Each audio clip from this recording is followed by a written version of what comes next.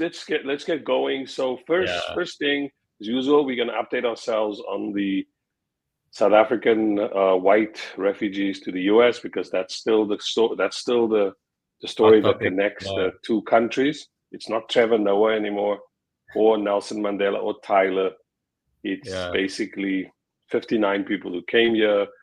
As you know, like, just to kind of recap that, 59 people arrived here in last month outside Washington, D.C. at Dulles International Airport. That's the big airport, like in the D.C. area, on a chartered flight on this program announced by Trump at the beginning of the year, where Trump made an executive order against South Africa and announced that white South Africans are experiencing a white genocide. Experiencing a white genocide. So they got here. And he also, interestingly, this is what people here have been complaining about. He suspended other U.S. refugee programs. So since then, they've gone after like Cubans, which in the U.S., that's a very interesting and bizarre decision because the U.S. has favored Cubans because of their hatred for the Cuban government. Haitians, I think, is the other group. Venezuelans, yeah, which are both Cubans and Venezuelans, because of their hatred of left-wing governments from South America. They were like fast-tracking them. So all those programs have been stopped except for white South Africans. Even Afghanis who had worked for the U.S. In the occupation, in Afghanistan. So just an update. Here comes the update. On June 2nd, the AP, which is a major news service here, kind of like Reuters, they reported that, and this was their headline: more white South Africans arrive in the U.S. under a new refugee program. But this was all hush hush though, right? Because I didn't even know more South Africans left. Well, I'm going to get to that. They said that nine families, including 9 people, including families, arrived last week. They traveled on a commercial flight to Atlanta, and they quote the U.S. Embassy, spokesperson from the U.S. Embassy in South Africa, saying in an email that, quote, the refugees continue to arrive in the United States from South Africa on commercial flights as part of the Afrikaner resettlement program's ongoing operations. And the other person they quote in the story is a man called Jaco Kleinhans, who's the head of international liaison at the Solidarity Movement. And he's the only guy. I thought is interesting in this story. The U.S. Embassy just makes a general comment and says people are still coming. Yeah. But the person who claims that 9 other people came here is Jaco Kleinhans. So that's the person whose word we have to take, that 9 other people got here. Interestingly, he's the head of a trade union movement. I don't know what a trade union movement is doing, being responsible. Yeah. And he also mentioned that the US-based Afrikaners, he told this to another outlet, TRT, which is a Turkish state broadcaster, that the Afrikaners are not seeking refuge per se, but are pursuing a prosperous future for Afrikaners. So they're changing the story already. Yeah.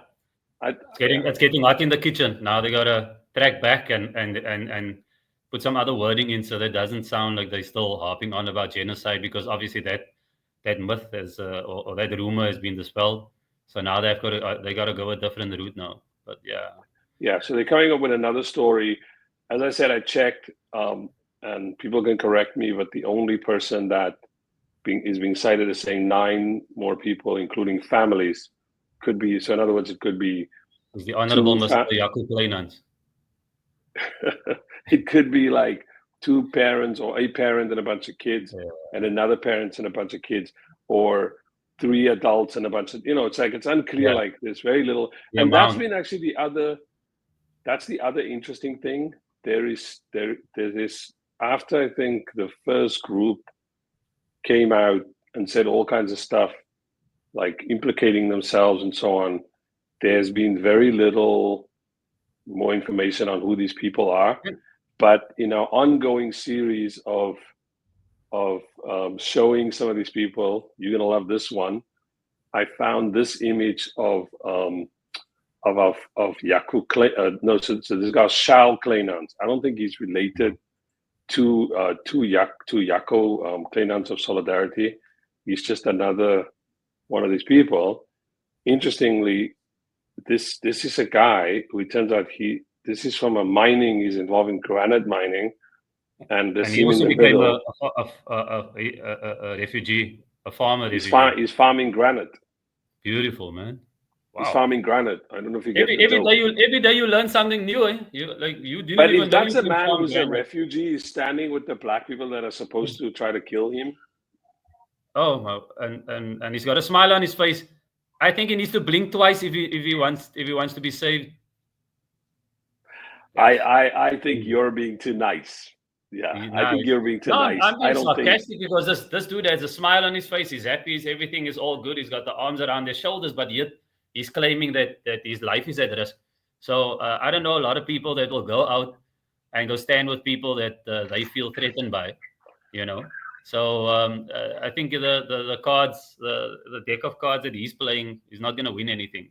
But also I want to note to people that don't know, Sean, and maybe you can back me up on this, that it's not just smooth sailing for Afrikaners coming to America. There's a lot of pushback.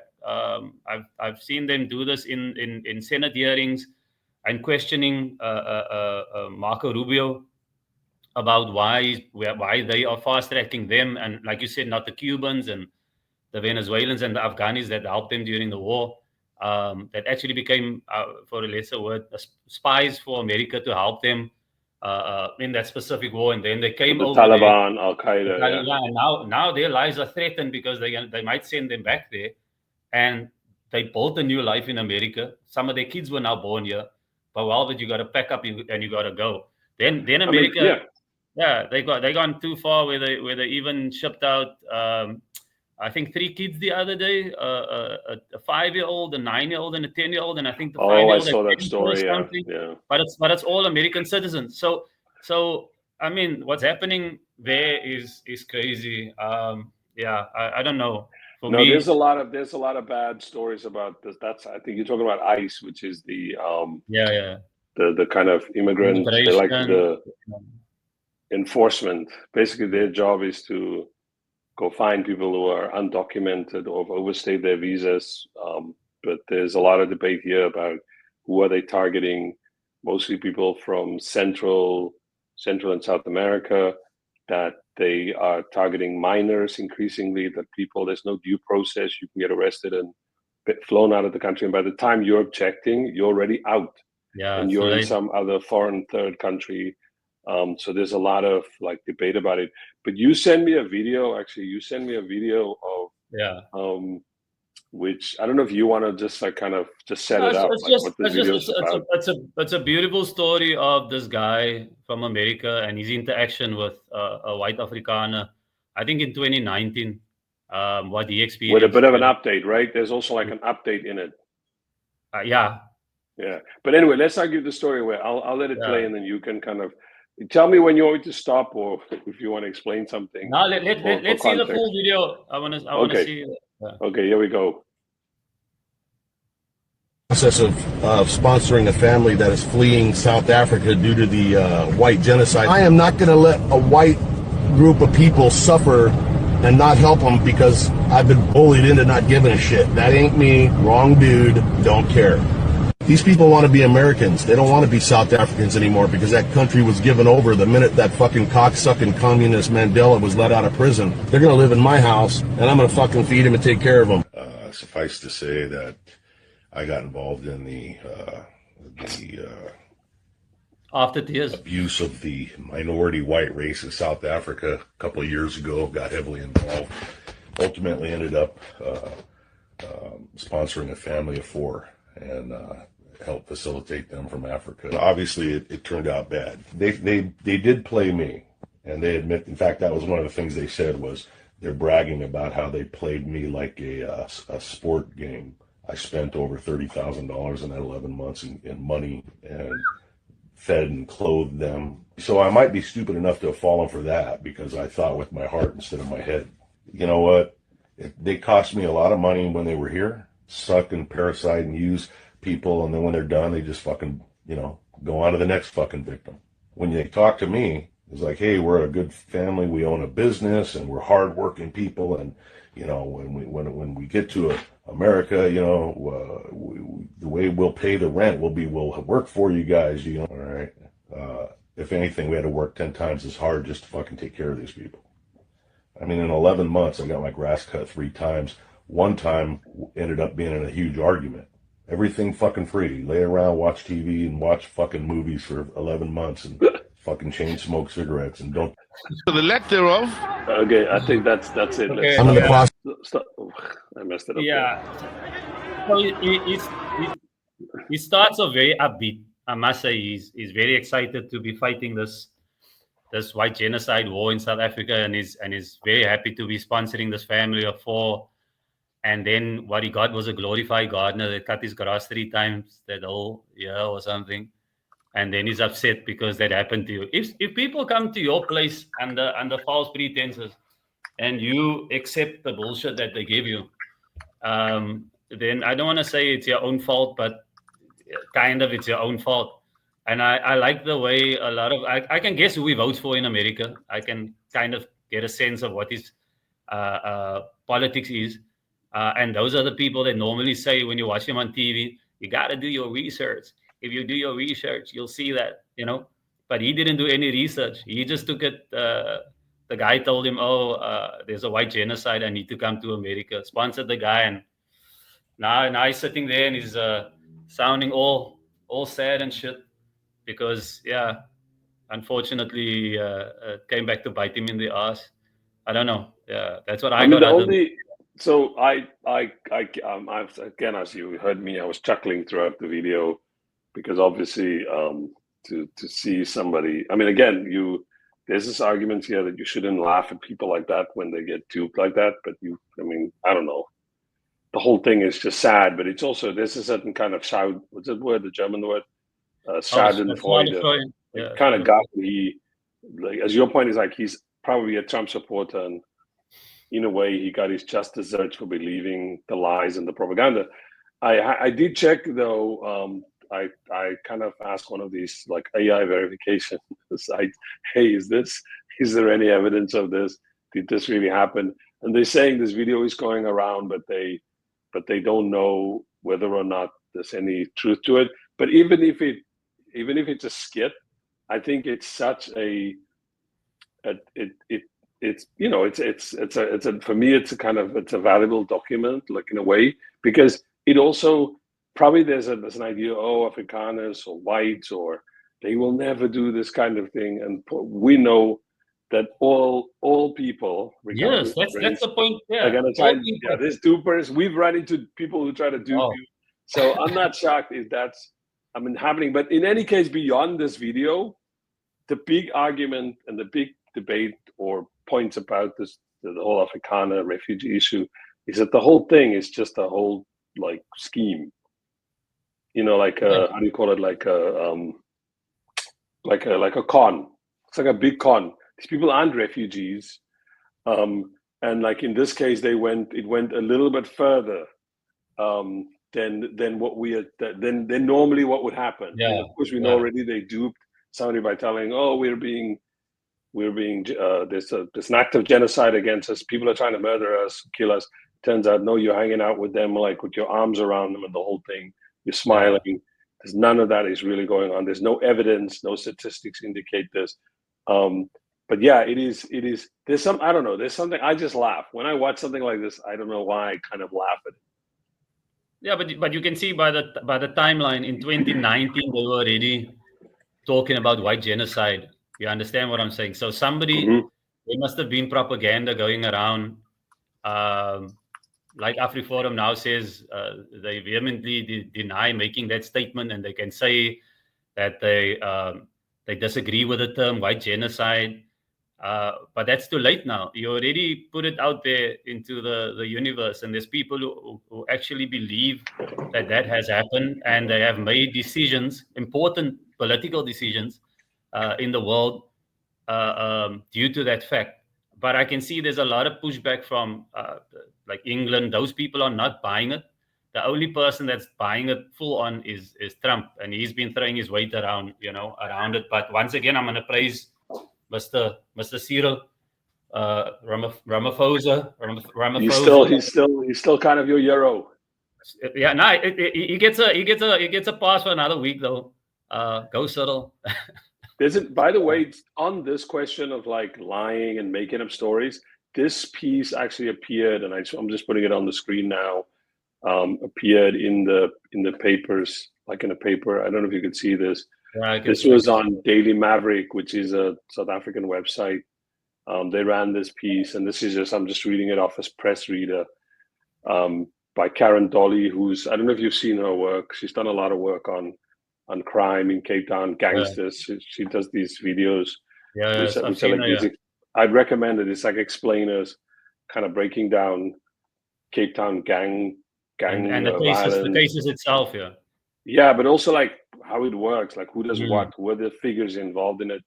And then she's also written 2 books about the gang violence, including the assassination of one of, I think, the top cops, the guy, I think he's Charles Kinnear. Charles Kinnear, I think his name was. He was gunned down in front of his house. And in her writing, I mean, you get a sense of how violent Cape Town has been. In any case, she wrote this article for the Daily Maverick. This was like kind of the middle of last month, where this intro, I think, is very powerful. Only one farmer was killed in 3 months, but 294 people died in gang killings.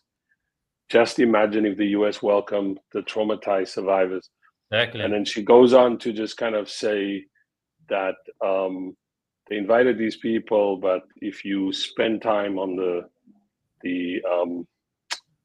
flats in South Africa, you'd get a different story. So here's some stats. According to the South African Police Service official crimes statistics covering the last 3 months of last year, October to December 2024, there was 9,053. I almost sounded there like Jacob Zuma, bro. 6,900. 6,900. And okay, it's a serious topic. Okay, murders in South Africa.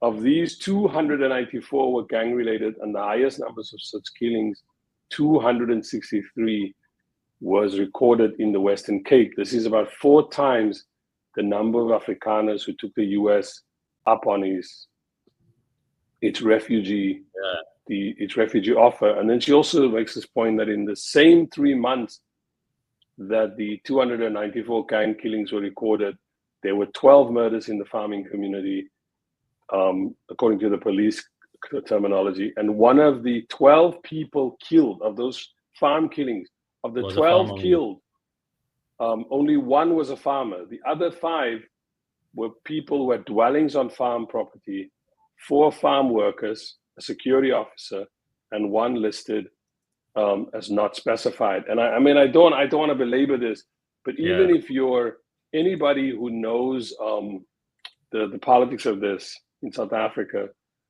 will tell you, we know what race those farm workers are. Exactly. And often if somebody's listed as unspecified, it's often like a friend who is visiting, another farm worker, or somebody who was passing through a property, which there are many cases of this, and a farmer shot at them. Yeah. So that might be where that there should be. I mean, this is not Trump's problem. This is a problem for South Africans. But it just adds to the kind of the way that the propaganda about South Africa, that there is this. There was an interview in the week where one of the guys, the Republican guy, said, "How are we supposed to trust the South African Police Service and the reporting on farm murders?" And I'm just stating this merely as a fact. And if I said something wrong, then somebody can come at me. But if there's a farm murder, it will be news that same evening, right? So it's not something that you can hide. I don't believe that there's farm murders happening and they hide it here in South Africa and we don't know about it. These people have access to call a reporter and say this happened, or do you understand what I'm saying? So it's not like it's going to be swept under the rug. So the comments there was a bit crazy, almost like there's like a unknown scheme that they're not recording these murders But I can honestly tell you, I mean, we both come from the Cape Flats. We know what's happening in those. Really sort of like uninterested in the story. I get the effect that it has on South Africa because the most powerful country believes this, and then this becomes its policy and its relationship to South Africa. That's why Ramaphosa had to go to DC. But unless I'm learning anything new about the biography of these people, I'm less interested in the story. I think South Africans, South Africans want to create a country in which they respect each other, in which people are bound to the country. They have, even if you're there or not, but you have an affinity for the place. You want the place to succeed. And actually, apartheid was not as good as what we have now. I mean, for all the nonsense that people say. So for me, that I care less about this story. Other than that, that as I said, I think we should move on from the story, unless there's for me almost sort of like just a kind of bizarre like things that we're being told about why these people, like their lies. I mean, this kind of Charles Kleinhans standing there with his colleagues, and you're like, hold up, that guy said he's the subject to a genocide. Then I think the story's ridiculous. The one thing I do want to ask you about, one of the things that Trump hinted at when Trump was going on about, the cat's going to be here, we're going to have to contend with the cat. Trump made a comment where he said, oh, it's not just whites, but everybody's like, yeah, but it's only whites coming. You're only including whites in your refugee program. Charles Kleinhans, when they get pushed, they'll say, no, it's not just Afrikaners anymore. It's anybody from South Africa who would like to imagine a different kind of future outside South Africa. And so now you're having this whole kind of discourse that to cover up for what their initial plan was. They're now saying they're going to start including coloreds and Indians, other minorities. If that happens, it's going to raise more interesting debates. We don't want to get into that fully. I just want to have your quick comment on it, because it is going to deal with questions and debates also about reactionary right-wing politics that we know a lot about, that we encounter even when we visit South Africa. When I visit South Africa, or even if I run into people here, in which people think of themselves as minorities, in which they have internalized some of these rhetorics about South Africa that are wrong and that misrepresents the country. But yeah, I think this is something that's going to be interesting up ahead. I've seen articles where this one website called The South African, which I know is a very popular South African website, ran an article about this the other day.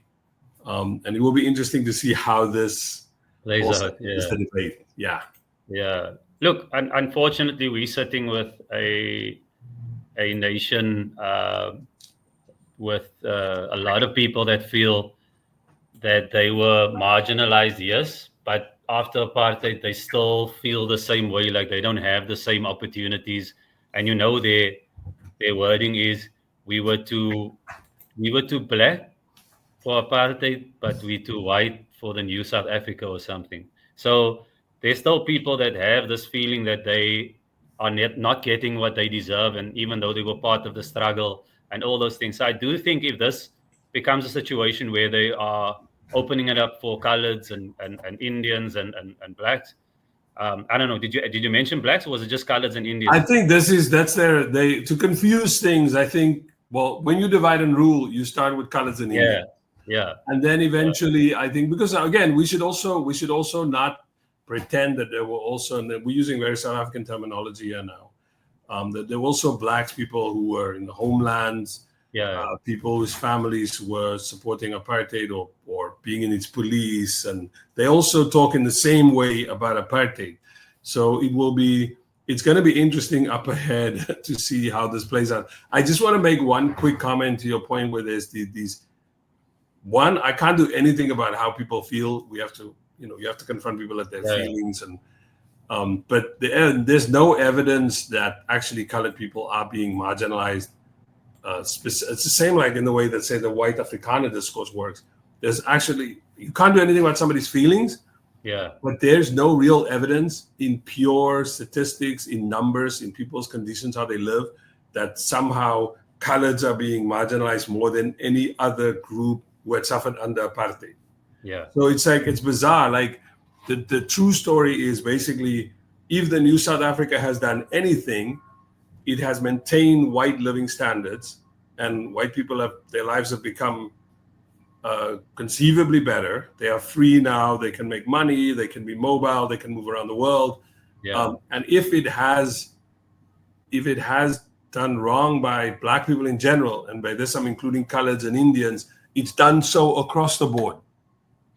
It's not like coloreds are being singled out. No, if colored people are experiencing poverty, that's the same in poor working class African neighborhoods. And this is, I think, where, unfortunately, this rhetoric, this is what I'm saying, like, I'm not interested in anymore. I think I'm more sort of worried about what it can do in this kind of sort of right-wing climate that we live in. Yeah. But talking about, I know we don't want to, we've got some time because there's a lot of topics we want to quickly get through. Talking about coming to the US. Yeah. It also turns out that now the US has made more rules about who cannot come here. So, okay, so the Afrikaners can come here. They have said, and they have excluded all these groups who had been subjected to, whether it was persecution or whether they have political differences, or various other reasons, came as refugees, qualified as refugees, and other groups that are still subject to war, to actual wars, but they're not allowed in. So the other day, the what is he called? The U.S. Secretary of State, which is like the Foreign Affairs Minister, Marco Rubio. He made this announcement, and if he was in Cape Town, no bullshit. If he was in a Cape Town primary school, his nickname would have been Ora. God, you never getting here, bro. I'm telling you now. Ora Rubio. So this is, I want to just play this. So this is, as you see there, Marco Rubio officially declares that individuals who criticize Israel will be denied visa entry to the U.S., to which a lot of people basically said nobody is going to be allowed back to the World Cup. I mean, I don't know if you want me to play it or if you want to quickly talk about it. No, for me, it's crazy. Like, I believe America is moving closer to being a dictatorship because I thought you guys held the First Amendment very close to your hearts, the freedom of speech. This basically means that you cannot have a different viewpoint than the state. Mm-hmm. I'm sure we don't even have that issues in South Africa. If you watch our parliament, the way they go at each other, we don't even come close to that. But America seems like it's moving closer to this dystopian thing where only they can decide what is right and wrong, and you can't have ideas for yourself. And you can see it in your colleges as well. Didn't they have an issue with Harvard about not giving them money because they had they had some issues on the campuses where people were protesting against Israel and what was happening with that genocide in Palestine. So for me, I just don't understand how America has gone to this side and that the people on the right can justify it, especially when they were the people that said they want small government and they don't want the government to be involved in our daily lives and those kind of things. So for me, it's very warped that America now has this whole thing happening, and there's pushback obviously from the Democrats, but it seems like they're making all the rules, unfortunately. No, I think the beyond this kind of like the critique that we have of American politics, I think the US has a problem with the World Cup coming. I mean, there's this, you made a joke. I remember when I sent you this, you were like, maybe that's why a lot of fans are just going to go to Mexico. And this is, by the way, the noise again, that's New York City. This is a regular city street, and there's ambulances on a good day just going by. On the street I live by, it's a very busy street. But in any case, I was going to say, people are sort of debating about this question of whether the U.S., whether we're going to have an issue with the World Cup, that a lot of people are just going to be watching it on television. The World Cup's generally a time when people, fans go to the games. And the interesting thing is, one of the countries which Trump just announced another travel ban on. I don't know if you saw this. He listed a bunch of countries that are not allowed to travel to the U.S., and among them was Iran. And Iran, I think, has already qualified for the World Cup, but he was quick to say that it wouldn't affect any of the players or the teams that are coming to the World Cup. So it will be interesting. I know you had said at one point you were going to try and come to the World Cup. Yeah, I mean, but it's a very uncomfortable position to be in. But what I've noticed in the last 2 months is I've seen Canadians, Germans, English guys, people who are married to women in America being held for 15 days and then sent back to their country of origin. So, I mean, who would want to travel knowing that is a possibility for you? Somebody's going to look at your phone, want to know if you ever said something bad about the president. Right. And if I'm not wrong, I saw a graph that says tourism to America has dropped by, I don't know what, 30-40% or something. Canadians don't want to come to America anymore. They've canceled most of their trips. So, I love your president. He says something and then he wants people to believe that it's true. Did you say you love this guy? Huh? No, I said your people allow your president to. No, I said I love this guy with like a dungus, man, like being condescending. But he has this thing where he tells you his truth, and then he wants you to believe what he says, whether there is evidence backing it up or not. He's going to tell you that he is the best president ever, maybe the best president ever in the world, and you just have to believe it. But there's no facts that back that, And then there's people that's part of his MAGA group that just blindly follow it, So it's weird to me, and yeah, I don't know. I don't want to be in America very soon. I think if there's a Democratic president and things change, maybe there's an option. But for now, I don't know how you feel. You'll be president in the World Cup, bro. Do you think that people should come to America, like on a personal note? I'm not. I'm still here, bro. I'm not. I have my view on that. Let me save that for another episode. I plead the fifth. I hear you. Just on the numbers, by the way, I'm going to be criticized for this. You put me on the spot. I didn't answer. No. But it's still a democratic country. So for that, I'm like it's not yet targeting. It's not apartheid. It's not officially authoritarian. Yeah, there's still. I mean, I was going to get to something as to why I'm sort of like ambivalent about like this sort of the way that people describe the United States. It's not an autocratic. It's not a one-party state. It is a democratic country. I mean, I'm going to get to one of the politicians who I admire at the moment, but just quickly, just on the numbers, you had said that tourism was down. I just looked it up from the AP again, reporting that for the first couple of months, for the January-March period, 7.1 million visitors entered the U.S. from overseas, but that's 3.3% fewer than during the first 3 months of 2024. Which, if you I was talking just about Canadians then. Sorry. Yeah, the annual outlook says that there's going to be a 9.4, almost a 10% decline. So that's a lot. That is a lot, and you're correct. One of the article mentions that Trump's repeated suggestions, particularly because Mexico, Canada, Caribbean is right here, that Trump's repeated suggestion that the country should become the 51st state, and tariffs and adding tariffs on close trading partners have angered residents of Canada. Canada was the largest source of visitors to the U.S. in 2024, with more than 20.2 million people coming here. But there was something called Flight Center travel bookings saying that in March, the travel by Canadians to the U.S. was down by 40%. I mean, it's also true. I know some South Africans who were planning to come to the U.S., whether it was for like a conference to play music. They have the right documents. They've played there before, they've worked here before, but they all talk about how suddenly they're not super excited about coming here. So that is a problem. But talking about sort of bright things, that's a terrible way to put it. But we know that currently Trump and Musk are fighting, right? Although I wanted to see the headline, I saw one of the early headlines I saw this morning is that Musk is now backing down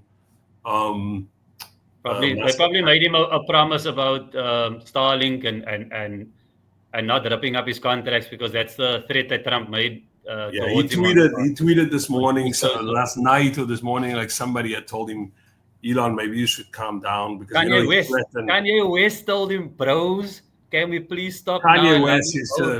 Kanye West is basically a racist and anti-Semite. So if I can ask you a question, Kanye West is an anti-Semite, but yet he's affiliated to the party that now says if you do not, what do you call it? If you have anything bad to say about Israel, then you can't come into America. It's very weird. That's what I'm saying. But nobody is fooled by that. Everybody knows that this is just politics, including Jewish people who have made Jewish leaders, rabbis, I know. people, activists have come forward. A lot of the protesters are Jewish. They're like, it has nothing to do with me. You're not fighting anti-Semitism with this. So obviously, it's all just manufactured to score political points. Trump is surrounded by a whole bunch of people who are explicitly and openly anti-Semitic. So it has. That's my kind of my response when you sort of say like, but Kanye West, who's an anti-Semite, is hanging around him. But the person I actually wanted to talk about, because I'm not really interested these days anymore in these shenanigans of Trump versus Musk, is this guy. I quickly just want to tell you something about him, and then I want to hear your reaction to him. So this guy, Zoran Mamdani, I don't know if you've ever heard of his father. Have you ever heard of his father? What's his name? Mahmoud Mamdani. It sounds familiar. Was he part of the what was his claim to fame? So he is a professor. He's an academic, like a political historian, social theorist. Like, apologies to our friends who are now getting bored by me just kind of going on about this kind of this academic bullshit. But Mahmoud Mamdani is a really smart man. He's originally from Uganda, of Indian background, and he studied at Harvard, etc. But he's famous for a couple of things. He wrote a book called Citizen and Subject, which is a kind of history of colonialism, because colonialism created citizens with the settlers who were white, and then subjects, which were the indigenous people, populations, or the indented laborers, Indians, enslaved people that were brought to the continent. So, and his mother is this woman called Mira Nair. I don't know if you've seen this film called Mississippi Masala with Denzel Washington in it. Yes. Yeah, it's about this like people living in this like these Indian hotel owners, small hotels that they run in the American South. And then the daughter of one of them falls in love with one of the workers at the hotel, which is played by Denzel Washington. Mm-hmm. So that's his mother who made that film. And Zoran, who was born in Uganda, but grew up in New York, is running for office. And basically, he has been running like the coolest campaign you can think about in New York City. Like, for example, he's kind of known for his campaign has been very good because it's been uniting like communities, like bringing them to the fore in politics in New York that people don't talk about. So like he's made ads in which he speaks Hindi. Yeah, he's making ads in Spanish where he's hanging out with like regular local people. And then he's also his policies. If you look at that thing that I put on the screen, his policies are about freezing the rent, because the issue in New York is not about housing and landlords that exploit people. He suggested that public transit should be free. I mean, like people should just be. Imagine that in South Africa, that people should is that socialism? We're gonna get socialism exactly. 101? He's a socialist. 101. He wants universal child. He wants universal child. Okay. All children should go to a creche or a kindergarten, and that there be a minimum wage of $30 an hour, which people are still paying people $20 an hour, $15 an hour. Yeah. And the other thing he's done is he's like, if on a Saturday you like, especially on weekends in your house, you'll hear a knock on the door, and it's his volunteers that are like stopping, asking you to like. He must be appealing to with all these videos. He must be appealing to the Gen Zs, right? No, he totally does, but also to like older people, like white people, working class people. But if a lot of people don't know, maybe we're very excited in South Africa, but a lot of people don't vote in America, and a lot of young people don't vote in America, if I'm not wrong. No, this is true. Like South Africa, you have a problem with young people, Gen Zs, Gen X, whatever. They don't. Well, I don't know what is Gen X. They don't vote yet, but like Gen Z, Gen Zs vote. Yeah, so like they find that young people under the age of 35, they say I'm involved in politics, but when it matters and they have to go to the polling booth, they don't vote. Yeah. So this is a problem. Yeah, like it's there, it's a problem. Yeah, but they're finding that he's engaging young people, and he's doing it through like the fact that he speaks it with clarity, like the way he does his campaign ads, like the way he films them. They look like I'll give you an example. He made this one ad. Let me just show it while we talk over it. He made this one ad, which is him talking to, like, kind of imitating an Indian, like a Bollywood movie. So let me just show it. I mean, I think it's an incredibly, like, smart way to. Is it the one where he does the dance and the? Yeah, like a movie. Turning the light bulb. Oh wait, sorry. Can you see it? 6 lakh से ज्यादा दरवाजे खटखटाए और बस इतने करीब है इस शहर का पहला साउथ एशियन मेयर बनाने के लिए। पर बात ये नहीं है कि मैं क्या बनूंगा, बात ये है कि मैं क्या करूंगा हमारे कम्युनिटीज के लिए और हर एक न्यूयॉर्कर के लिए। मैं हमारे शहर को अफोर्डेबल बनाऊंगा। न्यूयॉर्कर्स मुश्किल से अफोर्ड कर रहे हैं रोटी, कपड़ा और मकान। मैं ये सब बदलने के लिए लड़ रहा हूँ। Rent free buses, universal child care और सस्ती ग्रोसरीज के जरिए। पर आपको एक सवाल पूछना चाहता हूँ, तुमने कभी किसी को वोट किया? कभी किसी को रैंक किया? देखो, यहाँ न्यूयॉर्क सिटी में हम रैंक चॉइस वोटिंग यूज करते हैं। इसका मतलब है कि सिर्फ एक कैंडिडेट को चूज करने के बजाय आप 5 कैंडिडेट्स तक को रैंक कर सकते हो अपनी पसंद के हिसाब से। सोचिए, ये 5 लसिया कैंडिडेट्स हैं और मैं ये वाला हूँ। ये सिस्टम ऐसे काम करता है।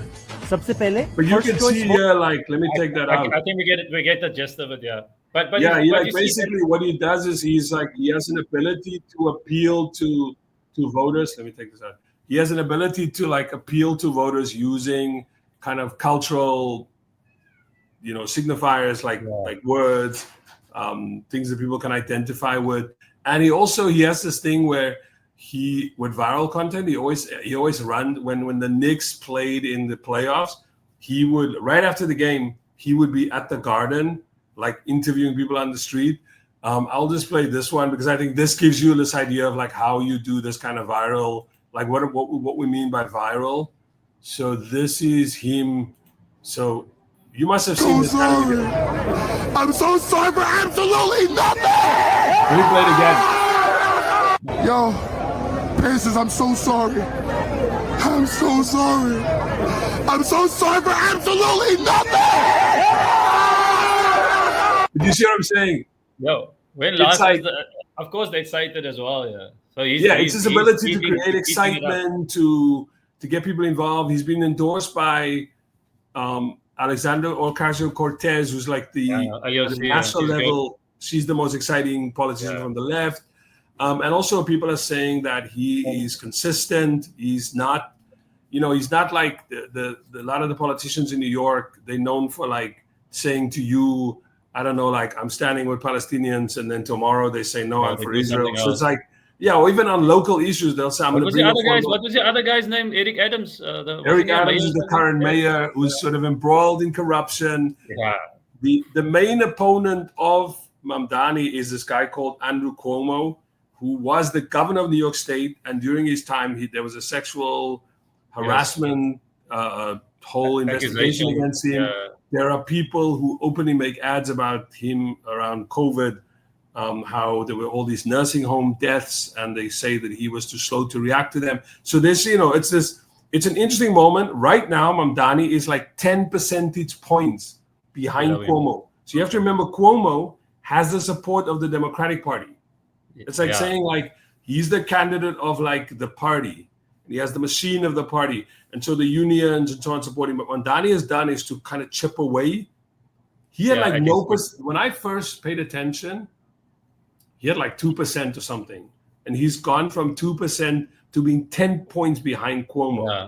I want to just make a shout out. We actually interviewed him. One of the first interviews he did about being a politician was done with Africa's a Country because of his father and because of his Ugandan connection. But my question to you, I think what I was kind of getting at after that very long intro, because I know South Africans don't often get too involved in arcane New York. Like, you're like Trump, Musk, or some Charles Schumer or whatever, some useless New York politician. Well, here's somebody who's interesting. So I'm kind of curious. Is there, like, from your mind, and this is maybe we'll end with this quickly. Do you think there's somebody like, have you noticed somebody in South African politics with the kind of policies that I mentioned emerging in South Africa that is exciting, a young politician? And just before you answer, Zoran was born in 1991. So he's like 34 maybe? Yeah, he's 34 years old. To be honest with you, there's no one that excites me at this point in time. I'm hopeful that there's someone that's going to stand up and take some of the older guys out of their position and be more be in a leadership role and actually work for the younger people in South Africa. And when I say younger, I'm talking about younger than me, because obviously we need more opportunities. We need to bring in more work. We need to do all those things, but I don't see anybody that can speak to the people that's exciting enough to draw people to a particular party. There's a lot of pretenders. You've got this guy, Liam Jacobs, loudmouth, very disrespectful, says a lot of things, very abrupt, ask people questions that obviously from an opposition political party, he'll grill you. And it's his job. Which is his job. It's his job. But there's always also a way of doing these things, right?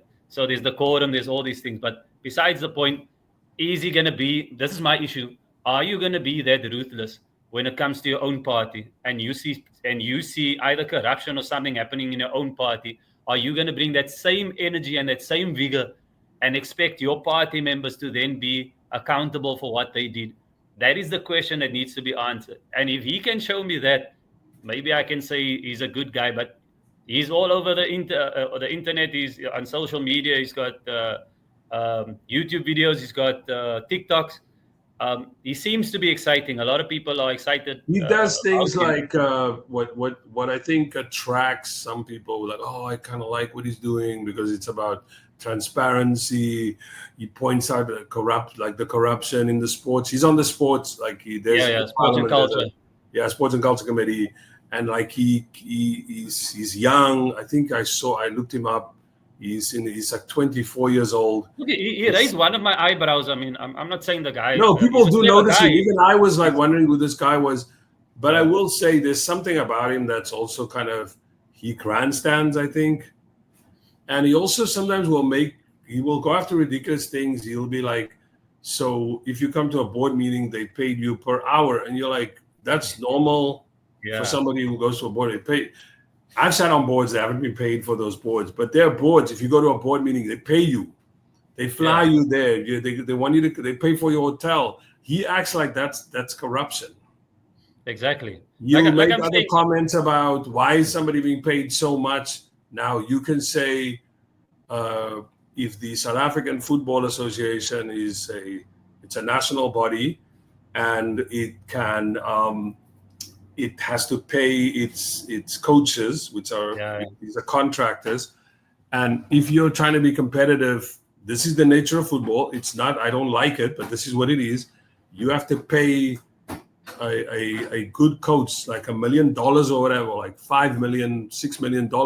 And then it's like, why is this coach being paid? Why is Hugo Brewers being paid $5 million? And this other local coach for the under 20 team is being paid only this. And it's like, well, there's a big difference between the national team and the under 20 team. And so those are, and then the other issue is the way that him and others are talking about certain sports codes. Some sports codes there's an involvement of the national government, like the IOC, like things, Olympic committees, like track and field and various sports and boxing and so on that fall under that. But if you take like rugby, that's a heavily private thing.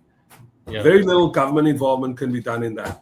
If you take soccer, similarly FIFA, you can't tell FIFA what to do. But I don't want to get into the arcane business of that. He also has some other politics which I think is wrong-headed. He's gone to Israel on a trip, him and a whole bunch of MPs from the Patriotic Alliance and the DA, and he's been unable to explain why, knowing what happened in South Africa with regard to South Africa's history of apartheid, him himself being black, or he might say colored, and obviously having a family history in that with apartheid, it's interesting that that's kind of that he goes to another state and think that there's nothing wrong about it. I would say, and I want to hear your reaction to this, I think the only two politicians for me that came closest in recent time to a sort of Zoran Mamdani, and it's going to be, some people may not like if I say this. Anyway, I'm not going to make an apology for this. I think Julius Malema, when he started out, right when he came out of the bat in 2013, he was kind of on the right track. Yeah, he started out really well, and he had that potential to do that kind of politics because he critiqued the ANC's. He was basically bumping the status quo. Like that's what you like. Like he's saying this is not right. Like basically you're going to create a bunch of oligarchs, black people who are going to be rich, who are going to act just like whites acted under apartheid. This is wrong. We need to redistribute wealth. He was the first one to actively say, look, the deal of 94 locked in certain rules about land redistribution, land that was stolen from black people. We need to address that. But then I think he sort of got too caught up in, there was some corruption scandals. I think there's some megalomania there. And I think more recently in this whole thing with Kill the Boer, it's his right to sing that. He's not literally trying to kill white people. But I'm not sure if that's like even politically the most smart, if it's a very smart thing to do. I don't think it helps his party by doing that. I think his ego won't allow him to stop. I think there's a big ego there. There's a massive ego. He's a very clever man. I don't know if you've seen him in certain forums. If they ask him questions, this guy can articulate anything. He can explain to you what his vision is. But I think there's this thing in him that says that he has to act a certain way for either his base or whatever to still understand that tension. Yeah. Of course, he makes no qualms about his kids being in private school, but you know what happens to a lot of people. Your kids are in private school, but you want to tell me that I must send my kid to public school. Right, so there's no principles. Hold on to that support. He still has to be this abrupt guy that comes out and says, or stands up and, the EFF is not going to listen to this and we don't have the quorum, whatever. So he's got to, if he gets rid of that bullshit, I think it can be. He's basically like, he's become now sort of a bit of like he's a walking meme about it. There's something buffoonish in which he, like even in the whole fallout after Trump met Ramaphosa, he was going his usual bullshit about, if I was there, I would have acted in a particular kind of way. The last person that I think was interesting and was on his way perhaps to do that, but then he decided to not do politics anymore is Ndlozi. Yuseni Ndlozi, who was also with the EFF, and he was the young kind of, he went to university. Yeah, he's also a guy who's like he's got a PhD, but super down to earth, in touch with his like where he's from. He's from like a township, I think, just outside Joburg. He's now like have a radio show. So he's sort of lost to that kind of, maybe he'll come back and run for office again. And maybe him going into the radio is to create a gap between him and Malema. I'm not part of EFF anymore. I'm going to create like a new persona for myself. So for me, he's the one other person that has the kind of politics that is, for me, in South Africa, that's close to Zoran's. I don't know whether or not he's going to come back to politics. Don't let your head swell now, but I think if you were like 10, 15 years younger, maybe you could have made a run for it. That young guy that's going to come out and change your... Yeah, but I'm not a politician. I'm not. This is going to be people watching this going to say, do you want to tell me that Donald Trump is a politician? No, but that's the modern politician. The modern politician, you're going to have to be like that. Like Donald Trump is now the archetype of a politician, bro. So you get famous first. I mean, how many presidents has there been now who are previous actors and football players and whatever else it is? So, what's the cricket player from Pakistan? Imran Khan. Well, we mentioned we've talked on this program. Yeah. Remember, we've talked on this program about Siya Kolisi. But that's not. But that's a different debate. These are none of these football types that we're thinking about in South Africa, or rugby or cricket. They don't. I don't think any of them have any progressive politics. They're not progressive. They're all sort of very mainstream. They basically are very middle class. They basically I think they have the same values in general as the kind of values that I think generally we associate with white South Africa. Yeah, like property. True that. You know, why are you in my suburb? I think if the average white South African rugby player on a night they're sitting in their yard and some black person walk past outside the fence, they'll be like, why are they in the neighborhood? This is the average black South African rugby player. I'm just thinking they have the same sort of anxieties because they went to the same schools. So I'm gonna be proven wrong on this so much probably, but I can't see anybody with sense like sort of Colin Kaepernick. Yeah. Might be in South Africa. There's candidates. Themba Bavuma might come close. Look, there's probably the thing is you want somebody to surprise you, man. I don't care who you are. I think just before I forget, because I want to say his name, Rusty van der Dussen. The white cricket player. Rusty van der Dussen, yeah. Yeah, he was the one when nobody else wanted to kneel during Black Lives Matter. He did. He led the kneeling. That's a guy who I don't know much about him, but I think he might be an interesting figure. Hey, but in any case, this was I know we're not going to stop. It looks